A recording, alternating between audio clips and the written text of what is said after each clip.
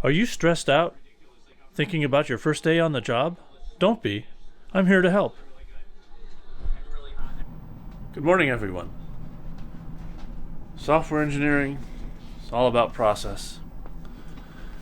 One of the first things I do every morning, Monday morning especially, is, first we got to power up the system.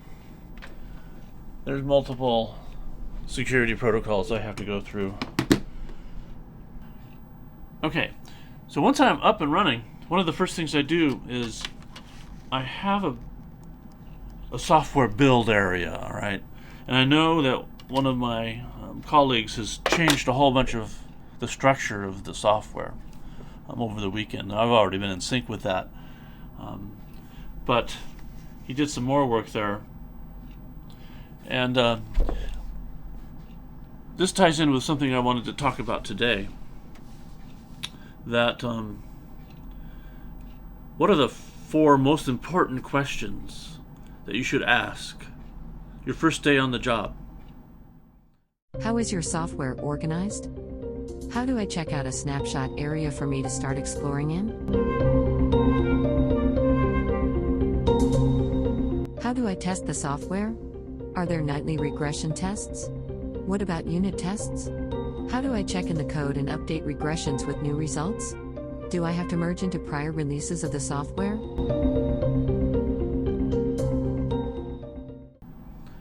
You show up and what are you going to do? What do you work on? Well, you have to be told how to do certain things in order to accomplish anything. And all of these have to do with manipulating source code and validating source code changes that you might make. So I'm doing that right now. Basically, one of the first questions is, how do you check out the source code? So what happens with source code control is you have a master repository. Think of it as a library where all the books are stored. Well, all the software is stored there. And I want to understand how to work on some part of that library. With software, you get to change what's in the books. When you check out from a real library, you check out a book and you can't write in the book. You can't tear out pages. You can't do any of that because you get a library fine. But with software, you check out the repository. You make a clone of it, a copy of it. It's like taking this library and saying, I want to put it all in another building, and I want copies of every book. That way I can change things. I'm only changing my copy, so it doesn't really affect anybody. So I'm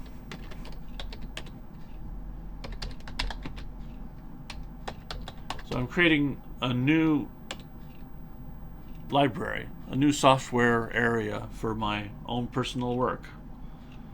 And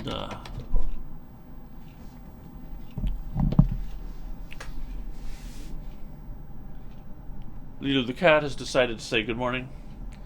Just about knocked over my camera. Not Lito, sorry. It's early for me. This is the other cat. Leave that alone. Trying to knock over everything. Get down off my desk. So, what I was talking about, you create a clone of the software, and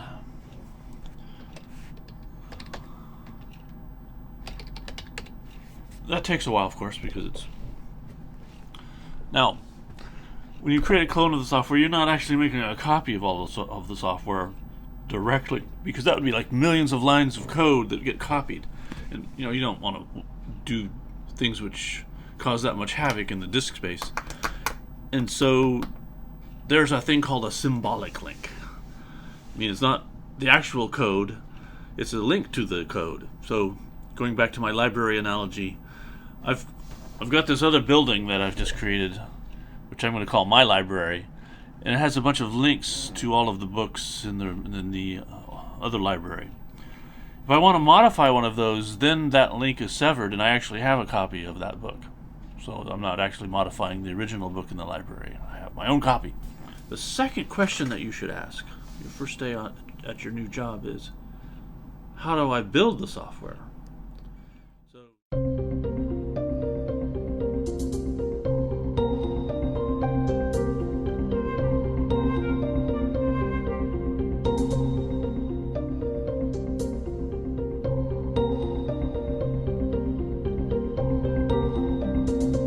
So you've been told how to check out the software. So now you have your own copy of it in your area where you can do no harm. You can add books, you can write your own books, you can change the books that are in there, etc. So unlike a real library, you have the ability to do some work. Now, going back to the library analogy,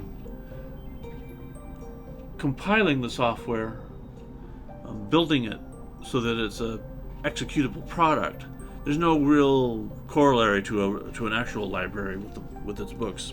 You can think of it as you're telling the librarian, go get me a whole bunch of books. In other words, you're telling someone in the library to do your research and create a summary, a report for you that you can then hand off to somebody. So that report represents the product that you need to build.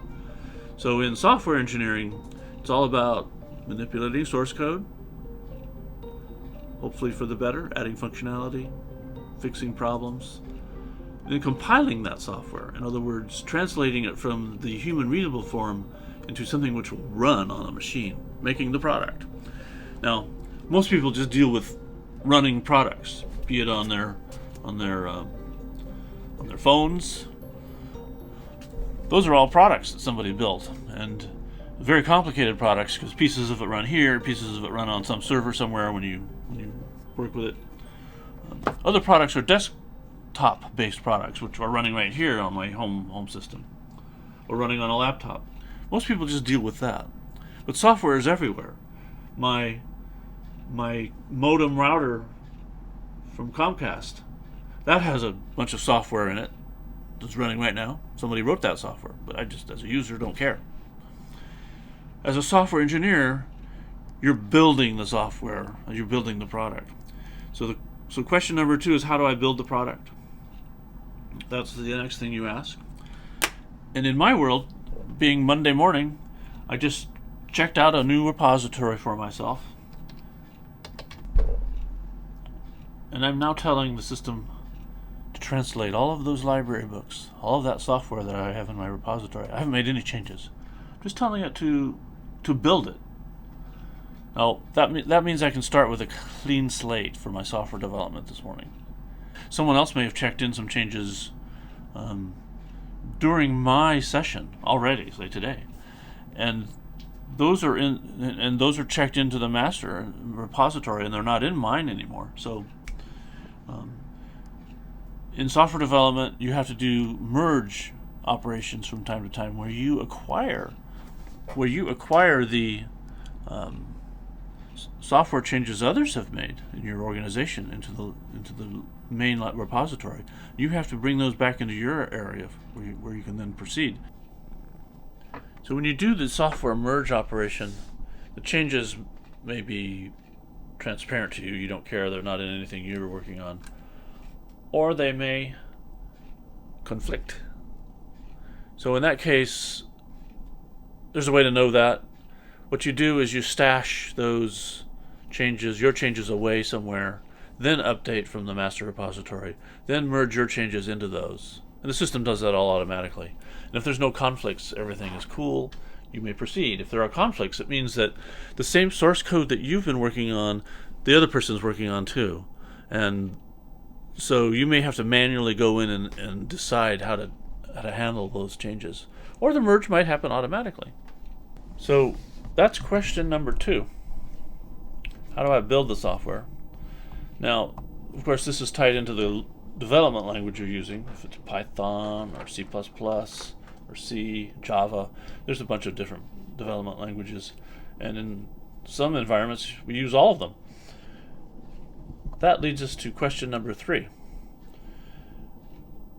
that you would ask your first day on the job.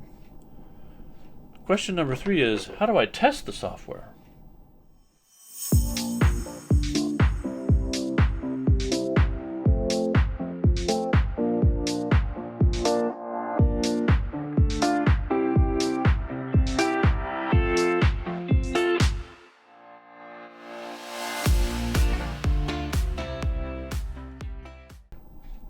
All right, where was I? So question number 3 is, how do I test the software? Well, typically you're not writing something completely new. It has to integrate with the existing system. And so the librarian will run a bunch of tests and look at your code. Right? In terms of a book, well, let's spell check it. All right, make sure all your words are spelled correctly. Let's grammar check it. Let's make sure your grammar isn't too horrendous. Let's make sure it's readable. The fonts are good. So there's a whole bunch of things that you would do with a physical book or a physical paper, a research paper that you might check into a repository. With the source code control, well, you've already compiled it, and you already have done the testing before you check it into the librarian. And the testing means that you're actually executing the product. You're actually running the product as a user would with various scenarios and data, and comparing the output of the program as it runs with existing known good runs of the software.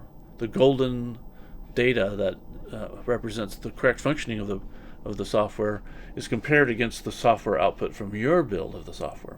So that's question number 3 that you would ask. How do I test the software?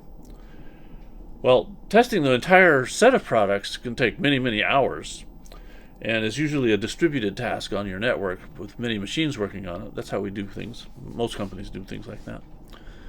The answer to the results that come out of your testing, we call those regression runs. But it's basically testing the product's functionality out against known good behavior of the product. And there's at least 2 answers.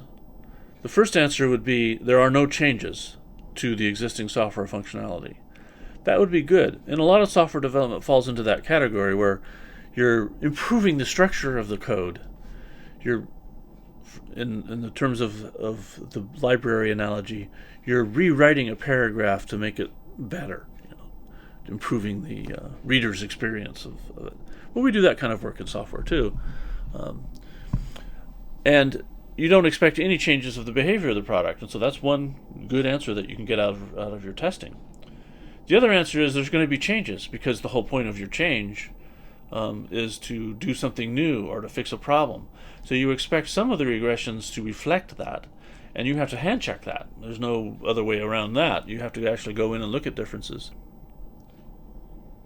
Question number 4 is, how do I release my software? Well,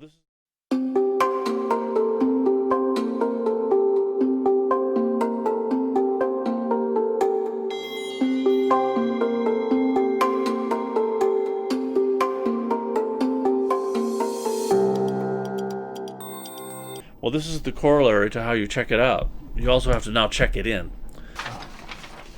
There might be more to your final check-in process, because software is released in stages, and one of the stages is checking into the local top of trunk that all the developers are using today. But maybe every quarter you've released an official version of the software to the customers. If you've done that, then you need to do a more complex merging operation, like something like that, which basically says you have to merge it into multiple build areas, and so every company would have a process like that. So that's question number 4. How do you manage checking in your source code changes into both the master repository that everyone's working on today and possibly past versions of the product that customers are using and maybe expecting updates on? Okay, let's wind this one up. Those are the 4 main questions, and of course there's a myriad of sub-questions that one should ask on your very first day on the job. Now, there's always a steep learning curve on a new job, but those 4 questions provide a framework for basically everything you'll do at a company. Please subscribe and hit the notify button and leave some comments, because you can help guide what the future content will be. Have a great one. Till next time.